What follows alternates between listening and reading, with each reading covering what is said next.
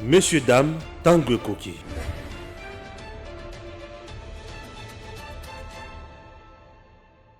Natondi bino botondi na bino nyonso bozwi libaku malamu ya kolanda ngai Ange Kashila e nesika nyonso bozwami libanda ya mboka na kati ya mboka e po akobetela bino masolo ya mboka. Natondi bino lisusu matondo mingi lelo tokobeta masolo na mwana mboka aza maître avocat maître Cédric Mbouyi na ngambo ya société civile toyambaka aba politicien toyambaka aba opposant kasi lelo tozwi baye o bazaka na kati ya population na ngambo te kasi baye basangana na population pona koyebisa bango esika na bango eza wapi pe batiki population wapi e tokobeta susu masolo ya ministre économie pe ndenga kei tokotika te taki tozolobela mikolo nyonso tokobeta kaka lisolo wana e tokobeta lisusu insécurité na bachauffeur eza na STT me na bakati ya bachauffeur ezouta wapi tokoki kosala nini e société civile nde azaka na mokumba ya kolobela baye wana mpe kolakisaka bango makoki na bango biso tokonyoka maka pamba te moyimboka nyonso ayebi makoki na ye te ata asali likambo bakoki kokanga lokwa moyibi te bakangi ye akei liboso ya mampinga to akei na esika baye basambisaka basambisi ye batuni ye soki akofuta futi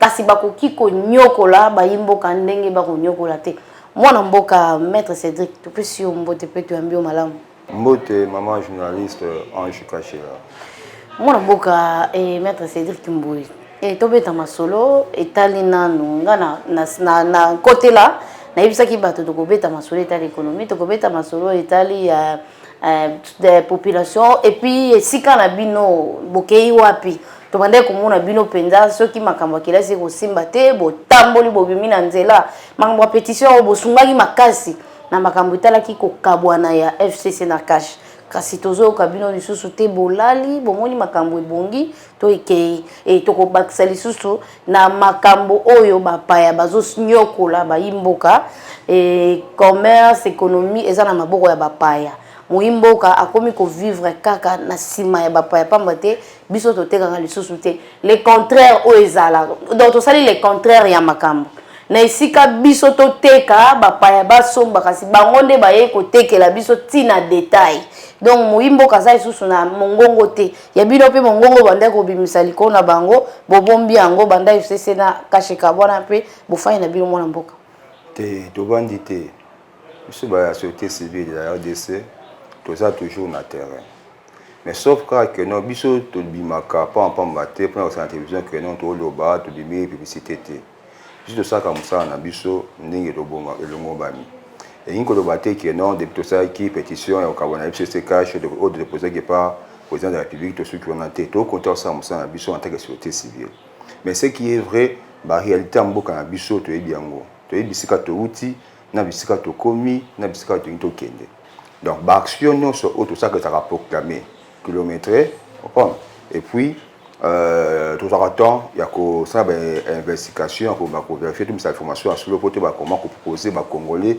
eloko oyo elongo bani donc tosalaka makambo ntangatanga kaka ndenge wana te po toleka na télévision tokamona biso comme publicité te tosalaka makambo oyo étudier et puis tant tobimi yango mona toujours baso tosalaka ezala toujours pour l'intérêt ya peuple pe esimbaka ndeko nanga toyokaka bino eza tike toza na bosenga boyaka kaka awa na edem télévision mais kasi kolandaka bino epai bobandaki kosala bapétition na bino kobeta basifle koganga kolakisa na bato ete population nde moto atiaki député kuna basinye tobenga na bango lelo oyo bokati nanu pamba te bandeko na biso bamopila bakumbaka batukutuko bakumbaka mituka bakonyokwama baleli nalandi lelo na radio moko ya Congo bakoloba ete chauffeur nda komi to asali mbela abeleli baya kosunga bango atangi babuku mestre atangi kaka bakomi po atangaki bakombo te atangi nani komini ya Kimbantseke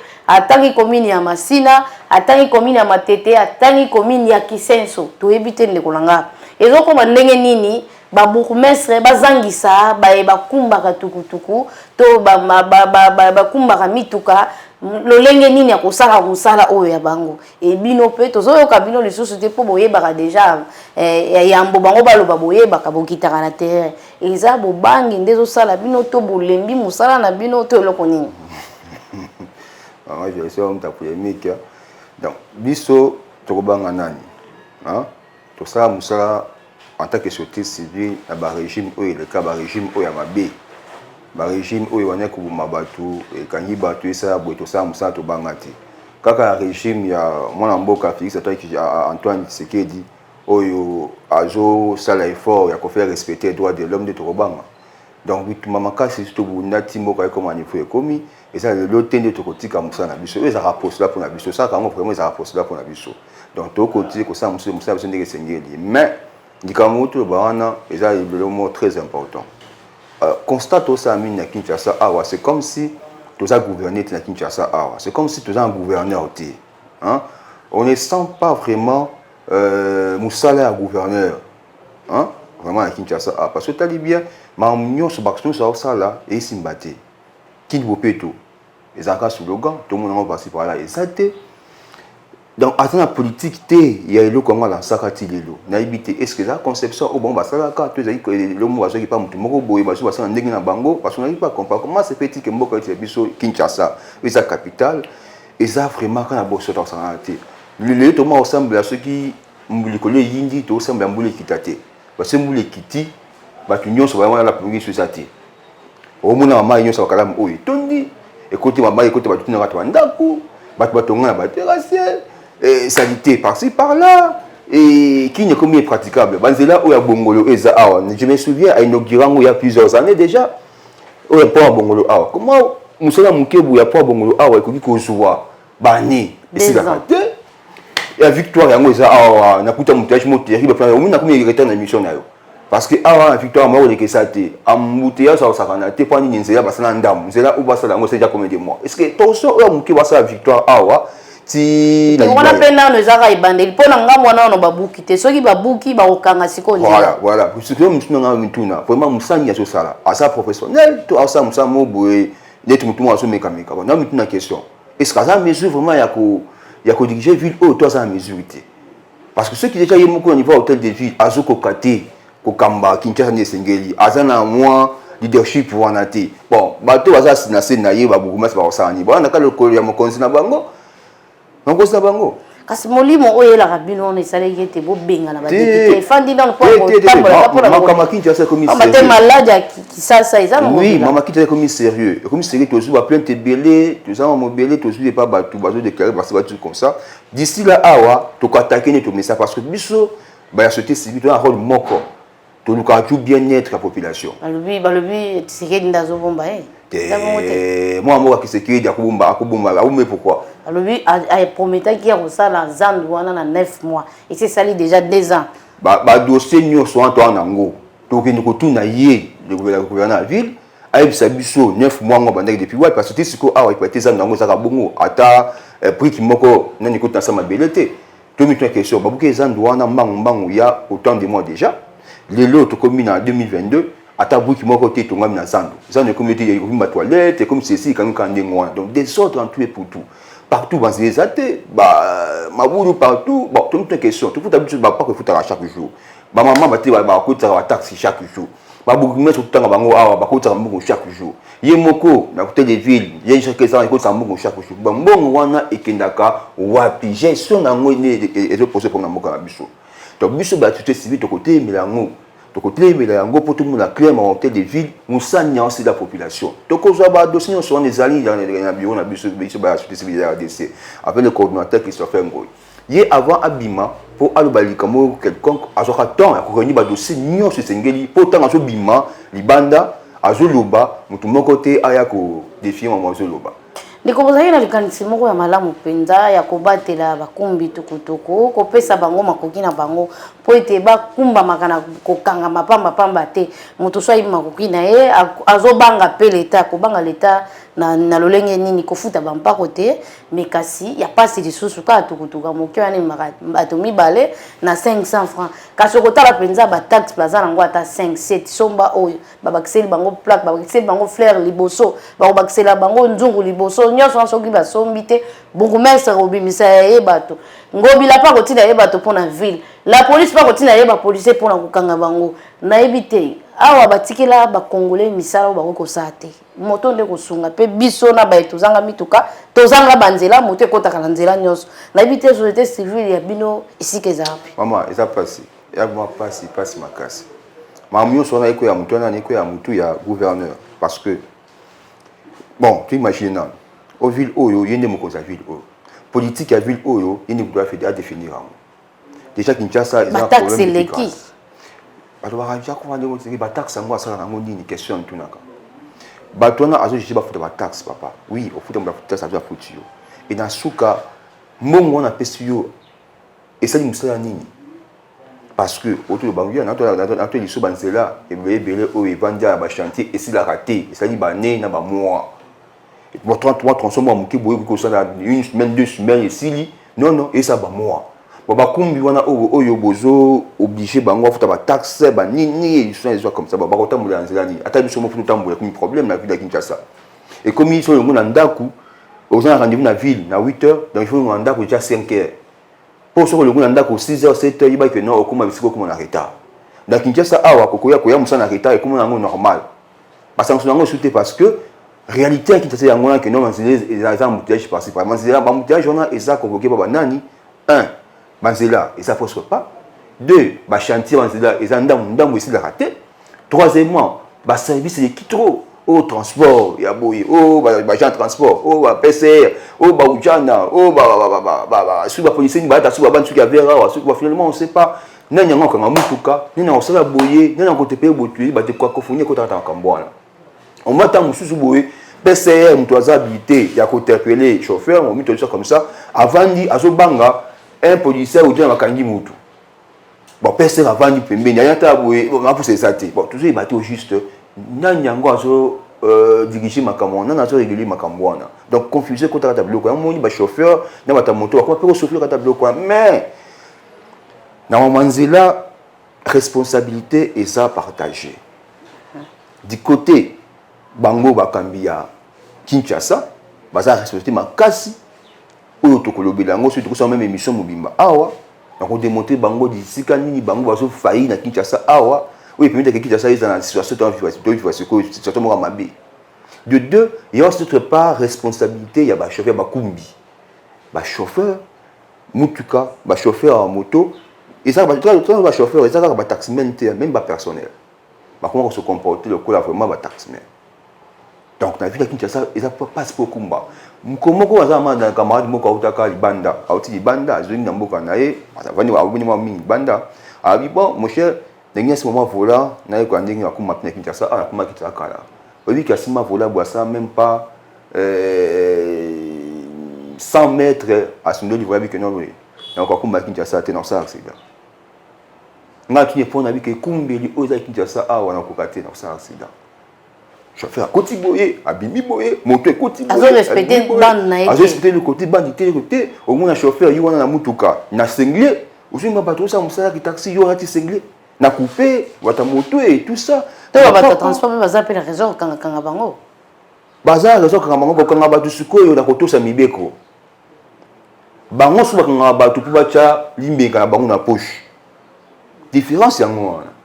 Quand moto o ya to si mibeko te au sanctionner peut tenir compte de le béli. Quand il y a une infraction, au jour même dans le bureau de la police, bah il infraction ni bakangé lié, pas mon tu fais infraction bakangé lié. Après OK, oh infraction c'est comme maintenant amende déjà autant et c'est connu. Nous avons une banque qui fout la déchet quand na banque, après c'est reçu naï. Mais le soir bakangé dans ces là au moins na bureau ngwapi. Au moins na banque ngwapi. Ba futa ngo ba futi bango ba tiena ba poche. Kaka minute wana afuta cha so basa mina bureau ya ndeko zo mona te que l'état d'azo favoriser moyibi pende o mela nango na kati yango nga biso ke no mamu so ko ya mutu ya gouverneur de la ville parce que yeni mutu pas définir politique ya ville na ye parce que na kati me be ko pesa ka bato ndingi sa ta ko futa ba ki o futa na banque ba yena kitase ba la ki sa pe batike lo mais maman yo sa ko ba kangi chauffeur ba ki na ye na bureau bango kuna bureau bango wa sike no d'abord ba bisite ba kangi te poani on est à faiblesse ya l'état to ezelo nini pamba te l'état nda ko batela ya sûr ki moyi bien makasi papa bakangi bakangi chauffeur ba bisiti bakangi ponani yo ka chouer ya wa timi bosu na yo oh tema oh nini pesa wa pesa mutuka na sali nini pesa mutuka so azo pesa mutuka pesi azanga tina poche okumulanda okangeli ka pona nini abinya ko bisa wote ba ngula chango pe wakati wana ebele kutu ba yebi même pas ba infraction ngote ba yebi même pas code de la route ngote ba batanga pété akati ebele oui ba yebi ngote kasi ndeko bino bozwa kaka na makasi ya kosala ba loi électorale pour na moni société civile asala ki penza eloko moko ya makasi o esala makati lelo makambo donc projet ezala na seni ezala bino bato bokela ki yango kasi bino bozwa ki viser kaka na maponomito botaka pe makambo nyonso bo pe kosala pe biloko bongo pona ko proposer ata ba ndeko to ba lobela biso lokwa bango bazana bango na ngonga ya kosala mibeko te bosunga bango ata botikeli bango ba matisi oyebi mingi sur le lieu na beta c'était ni Kinshasa awa et ça parce que Kinshasa et ça miroir mboka biso question nga mituna personnellement na tout ça va c'est ensemble parce que nga mona chrétien hein mais na mituna la question hein assemblée provinciale de biso Kinshasa le pasteur Godin Poyi ou ça pasteur moko ya kasi na moko biso asa président tellement qui makasi pour kanga assemblée nationale pour ni pété ko banda na malade za ya capitale d'abord il y a nous en tant que numéro 1 ya assemblée provinciale à ville aibi musala assemblée provinciale dit yo somata mkoni ba interpellata gouverneur ata une fois ata pour la formalité ata une fois pour ba tout na ye pour la ville ça bosoto boye pour ni bato ko fa chaque jour na ville pour la ville ko resate pour la maïzate pour la insécurité toni kuluna ezaye kiti mati zongi su botu ko pour la insécurité pour la bato on a pu kokoti sango susu aselo na kati yande ko ba kotu na ye ba de soso ta maman ba bengi batu na ye ba kotu na pena ndeko aselo na kati surtout makambo tadi insécurité pe aselo oui aselo au niveau national OK au niveau national mais d'abord il y a un niveau A parce que ceux qui bango ba moni na se ba ko ça ça dit que noter ngana sali ça sali bo ici quand ngana suki awa le tika bi wana fa kinde na niveau national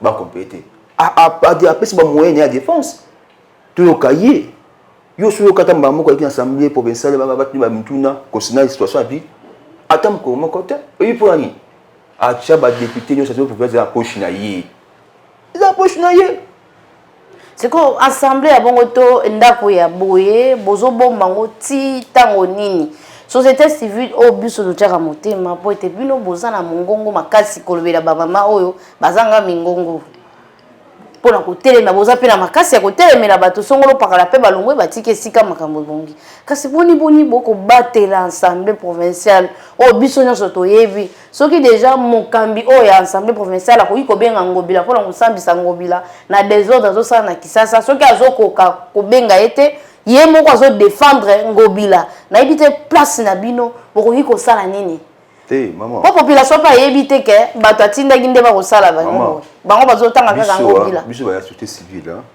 tant toté maradoté makambu toté ma masolo ça comme des sengeli bien sûr dans le passé ba tout ça là boyebi très bien tout ça ka toujours makambu o ezali pour intérêt ya mboka na biso to yebi bien situation mboka na biso est un peu compliqué mais tokoko ba ba malembe concernant la ville de Kinshasa il y a une situation réelle oyo et je peux s'affiler la rhétorique dans votre belé.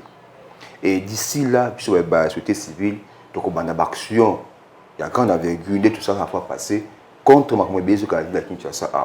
On a bimaté que non, t'es acharnement, ceci, et non, non. Ah, on a toujours interpellé, tout ça n'est pas une interpellation. Ah, il y a qui a interpellé, non? Donc, il y a une interpellation.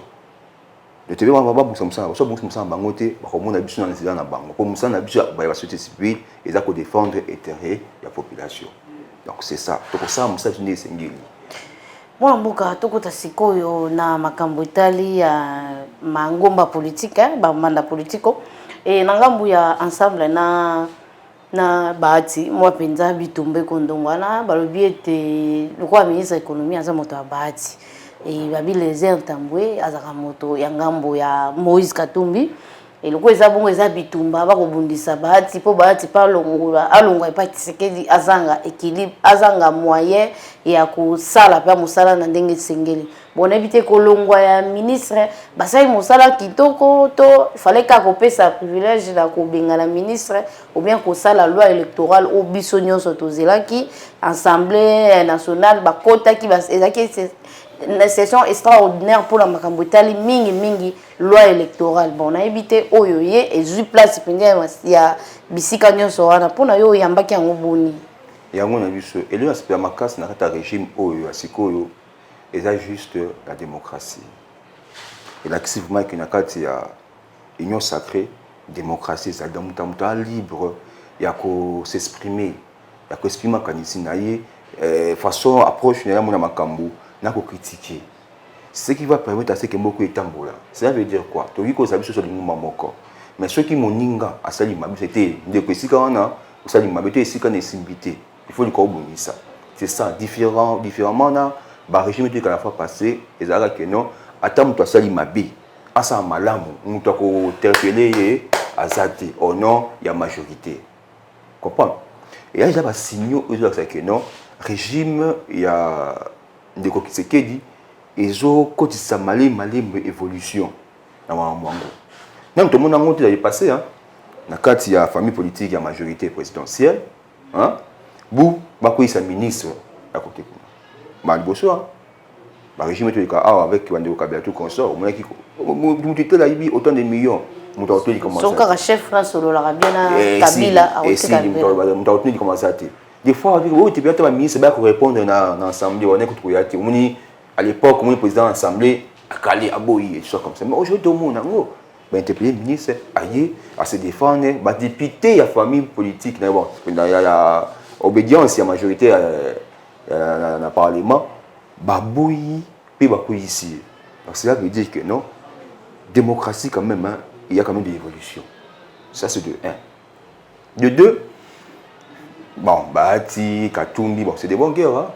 Bon gars politique ça bon des choses comme ça bon tu veux dire que ça mon mot ceux qui ont une faiblesse moi c'est pas na yo bon on va profiter de faiblesse wana popena matisa o yanga izango on a déjà faiblesse moto négligence moko na ministre économie azalaki na ngo bongo mais c'est un ministre pe alobi ete yazana likambote ba pesa ki ba mbisi yango te ba pesa ki ende date ya avril awa fonde ba banda ko pêcher yango na zo baté il comme sous ezaki mabe pe côté ya ministre pe il faut y comment communiquer donc sous parce que on peut pas comprendre c'est que non ça a été annoncé ma conseil ministre le babi na radio était bien tout conseil que non donc confirmer que y misimbongo pour bambisi utaka na la mibi et ya ka pour na soulager population hein Kinshasa na concernant makambo ya ba vivre frais bon tout le monde qui comme en décembre il y a décembre quand même encore mais le premier que non bantu ma petit peuple na marché va sentir en moté ko ya bambisu wana tout le monde bambisu yaki bon et qui va chambre froide et par rapport tout le monde en souté mais bambisu yaki et qui wapi parce que le marché bise kitité le mo kitité mais bambisu on yaki ko bambisu bon pas so malango dans le biba libanais balibane baboyaki na baisika la mo pour l'état mo azaki na place à côté katé abaki ya kosenga oui yé ministre sectoriel yé ministre mutu aso kamba et secteur wana il fallait qui a présenté et le courant na gouvernement voilà et le courant bongo senga misia awa et pour tout les congolais va sentir que non social quand même soit évoluer je voulais muke il faut voilà va préalable après ça beau il faut tout ça beau tout ça peut permettre de biso to stocker ba mission et comment et peut être ndenge nini ya ko ça mécanisme que non bloc on est commis et comment tenir petit peuple yende mdo technicien yende mtu aza mko da secteur wana il a pas eu le temps pour étudier paramètres nyonso wana ba mtu bo soki miseye et ko vanda wapi ko sema ndenge wana mo il devait étudier ça avant bah ça la dépense wana et puis même si ça va dépense wana tant miseye qui non miseye qui tout sentir en côté yo mona ki mission na wapi après ta muso ati ye moko lobi ya kité biso siko na ebité zo sala confusion kwa bate to mona ko pena ba itando ike na inene ba lobi ete eye kasi ye lobi ya kité voilà mais maintenant c'est pas un problème il a quitté tout le monde a dit c'est que il a qui et comment ah bon et comment qui il paraît ndambo et comment qui mais tout sentir en moti pendant que mo comprendre mi c'est quitté objectif de ki amwana mi sanini et kita pour la population a quand même quelque chose à manger. Ndeko, est-ce que nakoki pe kokotisa pe mo eloko moko bino nde bokoki kosunga voir te kasi bokosunga bayi peuple bana mboka pamba te ndenge tokoloba boye bayebakelaka mibeko to bayebakambaka ekolo baza lokola biso te baza na bamituka baza na bambongo bango bazwaka na basuka sanza kasi population oyo aolamuki lelo lobi na tongo biloko emati alamuki lelo lobi na tongo emati lisusu ndeko kolikanisi eza malamu ya kotinda bambisi eza malamu soki leta azwi likanisi te ye moko aluka baesika oyo akotia biloko leta dépendre na mutu te poto mona kana oya kabila bandana no kosangisa asangisa bengi bat mo bo apesi former la pesa ngo forme ti ekomi ya libela siko esala ka désordre l'état foye bana oyo eza ya l'état e bandeko oyo batekaka biloko ya batekelaka ba congolais lokwa bapaya ba indien ba libanais bazoteka ngo na bandenge na bango tozolamuka tolali bateki batie na ndenge na bango ozobanza teka biloko wala soki eye bazolandela te. Est-ce que vous avez que posona et que nango ka pamba mbongo ane ko kende pamba maman eza mutu moko te awa amakasi ko ekaya mbola matati amakasi ko ekala leta zati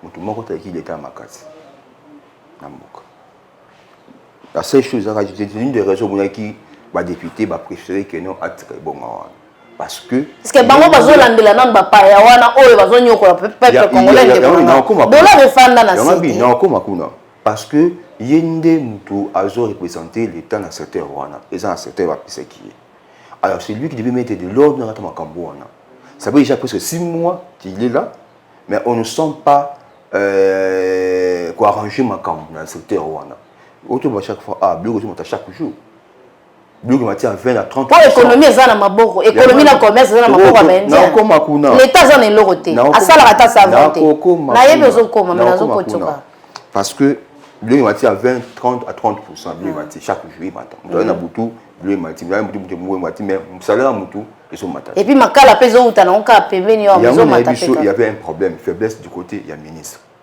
Il y a Romunaki, la plupart des députés ceux qui 200 combien va voter contre contre Eke Akende. Atika Ibonga. Mais de deux, et si bien avec ta CT parce que mboka biso, tout bien étant mboka biso. Les anines économie na biso, ils ont mboka bapaya. Comme tu viens de le dire, ils ont beaucoup de paya parce que le régime est quand même passé, il y a beaucoup de paya. Parce que à l'époque, tout à l'heure, opérateur économique congolais, il y a cassé bou, à l'époque.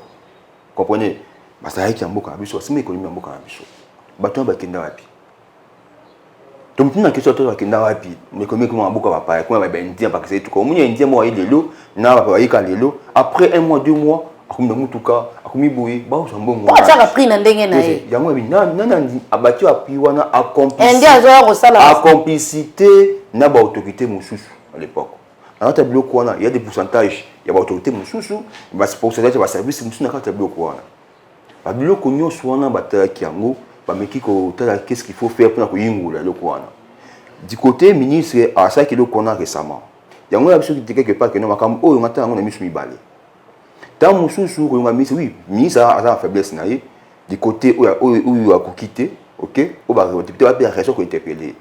De l'autre côté, crainte n'a pas que non, il y a ces députés où il y a des Kanyaka, il y a opérateur économique. Ministre a lobby de Kuranga, ministre a lobby baluka qui est pembe. Baluki est pembe, no ebisi avato bengana yo toto longola yo tala dossier na yo pesa biso mbongo. Soki ministre andima kopia bango mbongo, balinga batika e. Siko so banza soki ni loko wana ye. Ba indien ba futaka ba député bango ba yebi ba futaka. Ba kotika l'état to population se retrouver bango ba se retrouver te. Ne mutuna na utuna. Ya ngo azoloba. Desika crainte na ngezali. Parce que tu es bien marmé quand mboka biso ba député wana nga bibele na bibele ba fina kozabala. Et puis il y a mon ministre à lobby. Bah oui, parce qu'on a un ministre de César Boye, il y a des quelque chose comme ça. Pratique wana ndeso mamboka na biso. On n'arrive pas à avancer. Expatrié wana bazo coloniser bana mboka ou c'est pas en bango ba futa bango imaginez hein moins de $100 na mboka en bango ba travailler pas indien ba futa moins de $100 70 même pas 80 c'était même pas SMIC même pas moi SMIC bazo même pas un contrat Bah, si c'est travailler, même pas. Bah, ça, là, 3 mois. Sur 3 mois, Bengani, on a même pas contrat. Bon, sur 3 mois, on soit ça, moi, on soit une année, 2 ans, tout comme ça. Faut même pas la télévision. Dans le cas de Bango.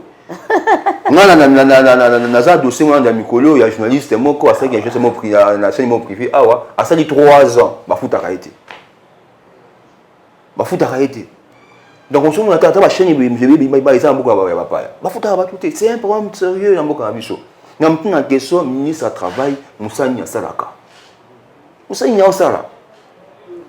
Comment voulez-vous me dire que ce n'est pas Moutou?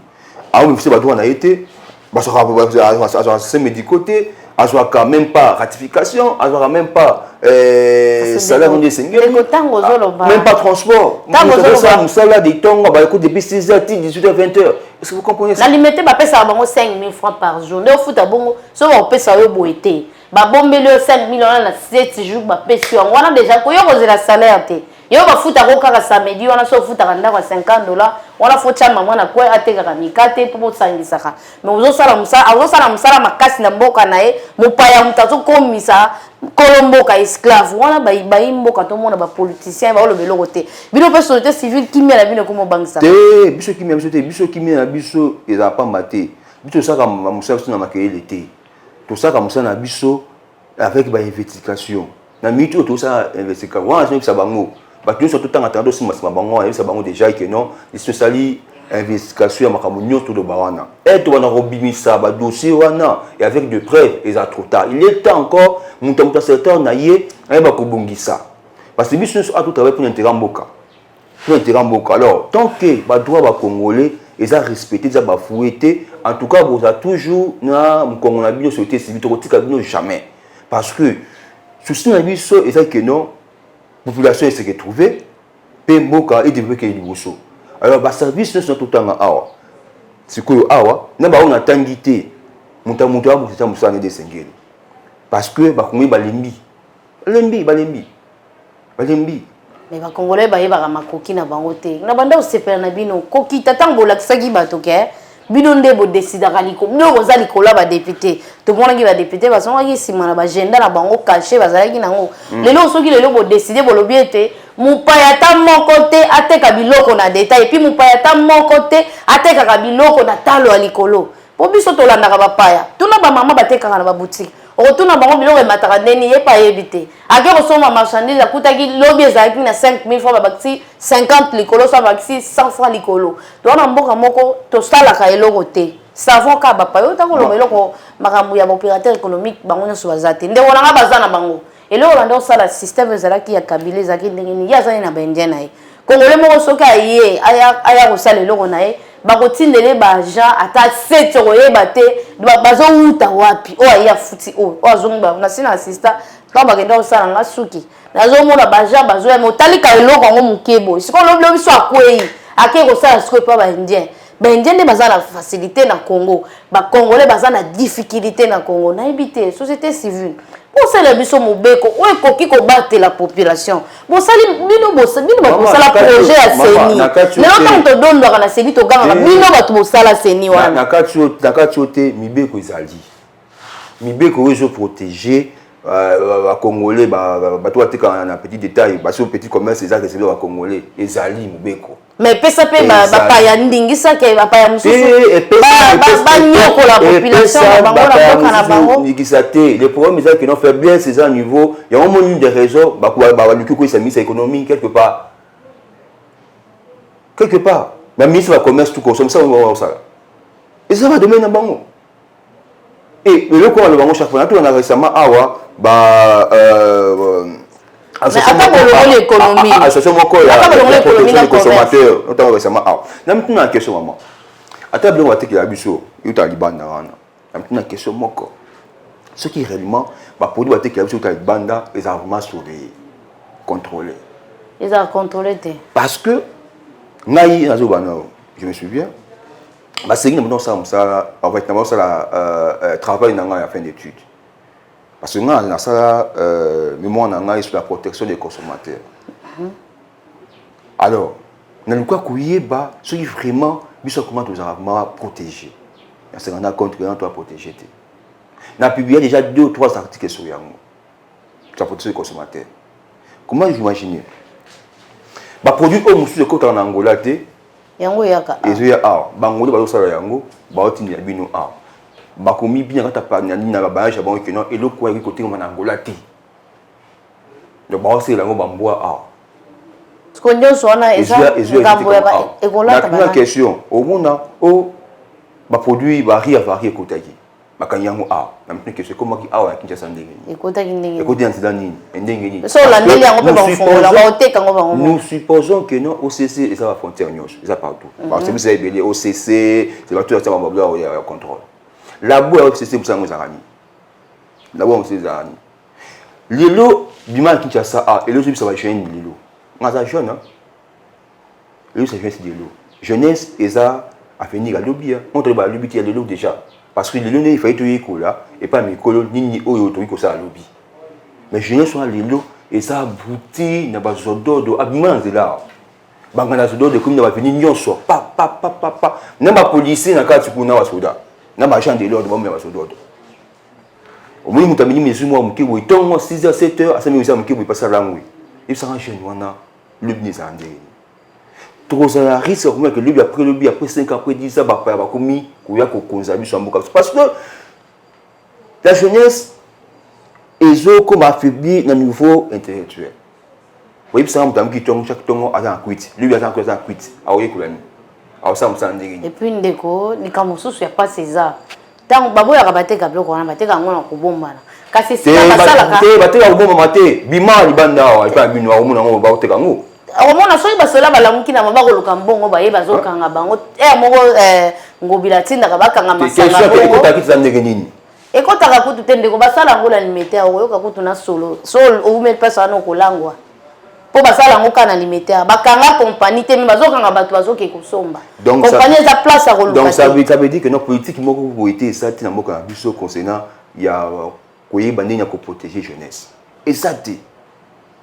Donc jeunesse est abandonné à sa propre à titre sort exposé dans makamyo swana parce que dans mboka musu bakobiso que non jamais comme on a ou à 18 ans té asima mulanga masanga ata yo mukolo tindi mo o asa moins de 18 ans la mulanga sala so masanga bakangi et c'est ça que non té avant midi na mboka batika masanga té tout ça batika masanga tam so tika bouteille moko il y a au Congo a omuna 6 heures baba se fongwa mi bati bakiti bana kuti bato bamela masanga atongo oh siko muto mela masanga atongo ça musa ndenge ni ok classe ndenge ni ko ndenge ni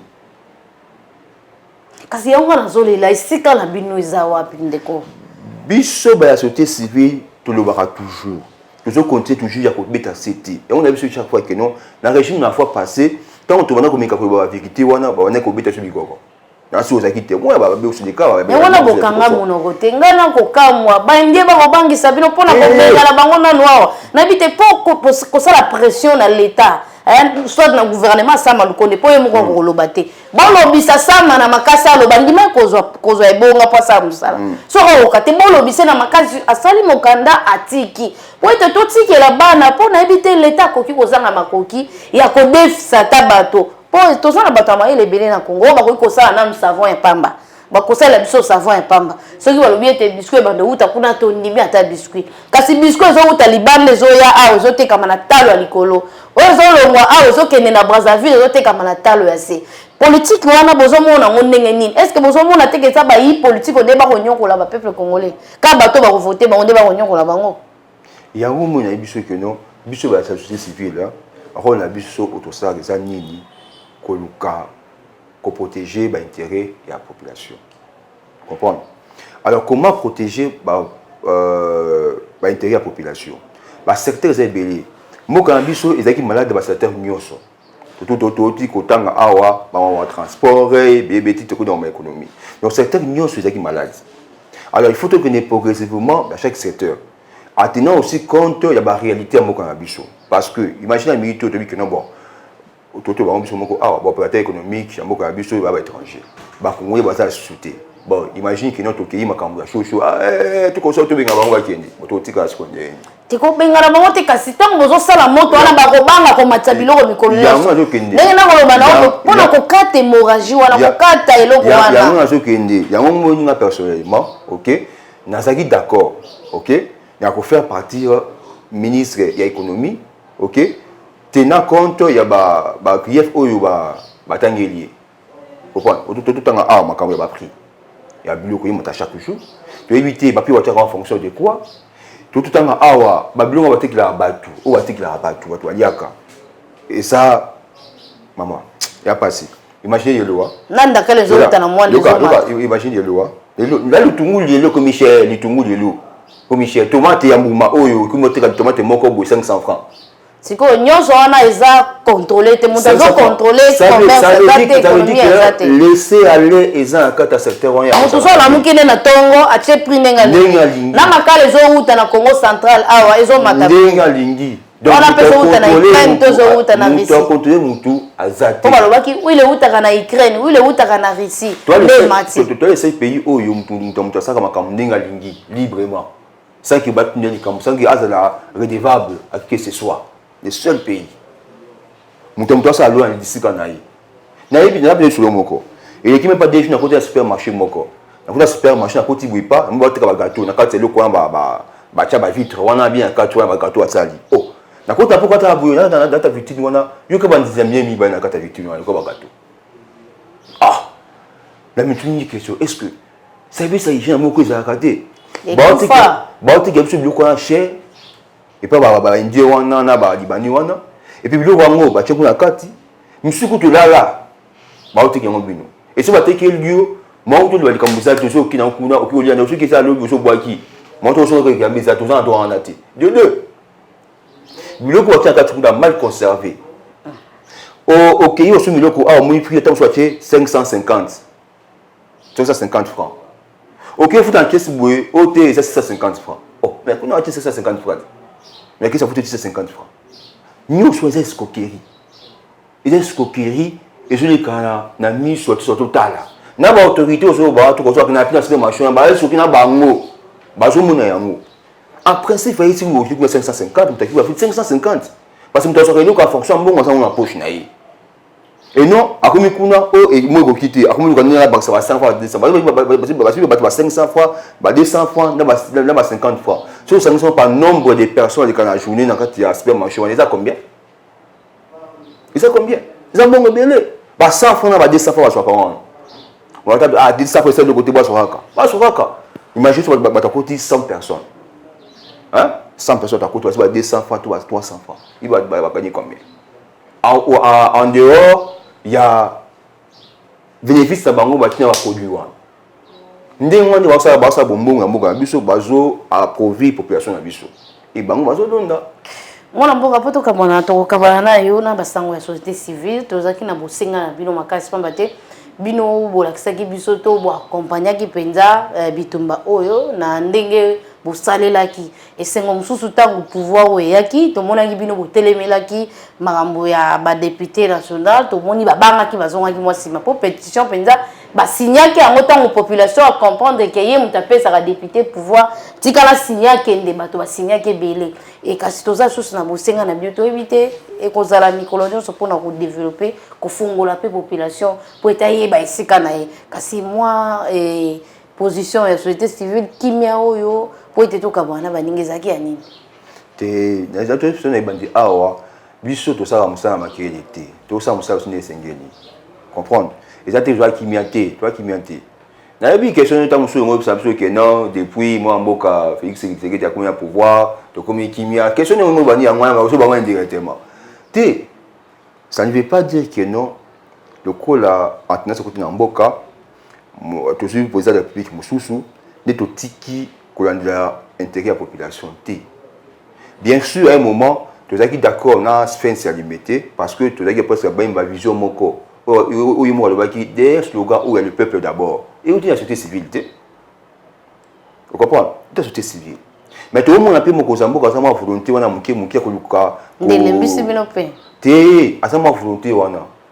Mais situation beaucoup avec surtout les tableaux des acquis, tableaux qui sombre. Comme tableau ça sombre, il faut dire quand même tout le temps à me camper comme me camper n'y a que comme bimelo kwana.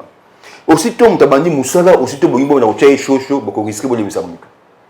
Parce que réellement beaucoup na biso, tu y vas risquer des acquis. Ndenge bandeko ya FCC de la kabia tikemo kabiso na kao.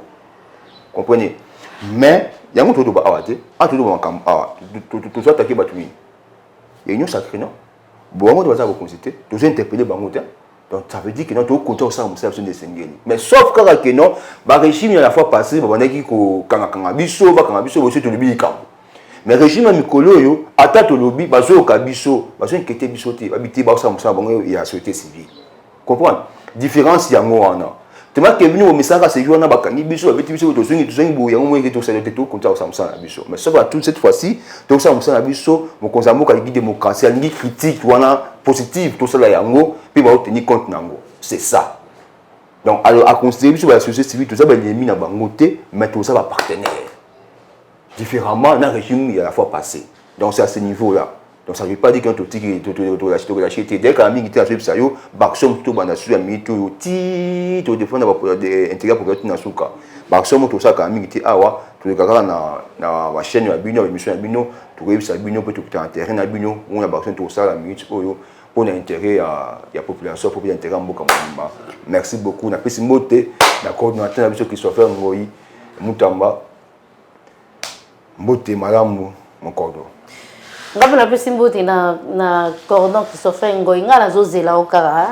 Naza na besoin na mona na télévision te mais na yoka yo ndenge kitaka na terrain wana osala musala po ete population pas se retrouver bobundi kabila ke siko social po fana ça les autres singa volonté ya bato po bazo matisa biloko na nko soki tolobi nani baloso misu esala mana kingabwa e mata na pona nini mafuta mbile utaka na bandundu ezo mata pona nini na makala ezo mata pona nini ezo senga présence ya société civile. Christopher Ngoyi Mutamba na yebi ki oze elombe kasi nazo mona neto fandi nano telema papa kota terrain bato bafanda bazo population zo zela bino ndenge utekola kisa bato ke population ta pesaka ba député bonga bato bayebi ke bango nde baza bakonzi kasi yebisa pe bato wana ba mamo batekaka ke makoki na bango za ndenge nini eza mboka na biso bakoki komata biloko te mutala buki kaka boye loko te mati bango pe basombi foko elakisa bango ndenge nini ya kotambola va ete eloko emata ya koboya likambo na mboka na bango ya koboya